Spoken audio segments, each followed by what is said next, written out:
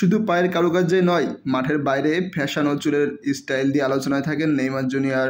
সম্প্রতি Saudi club Al Hilal ছেড়ে আবার ঘরের ক্লাব সান্তোসে ফিরেই যেন পূর্ণ নেইমারের রূপ নিয়েছে ব্রাজিলিয়ান তারকা।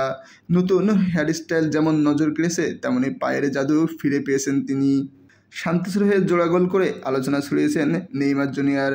তার নৈপুণ্যতে ৩-১ ব্যবধানে জিতে লিগের ৩ ম্যাচ পর জয়ের দেখা পেয়েছে সান্তোস। ম্যাচের ৩৭তম মিনিটে প্রথম গোল এনে দেন নেইমার জুনিয়র।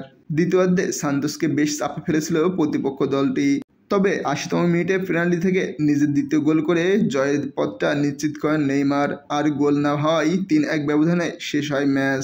এই জয়ে লিগের শেষ ৩ ম্যাচে হতাশা পেছনে ফেলেছে সান্তোস। আগের ৩ ম্যাচে ছিল ২ হার ও ১ ড্র। এখন পর্যন্ত ১৭ ম্যাচে ১৮ পয়েন্ট নিয়ে টেবিলের ১৫তম স্থানে অবস্থান করেছে ব্রাজিলিয়ান ক্লাবটি।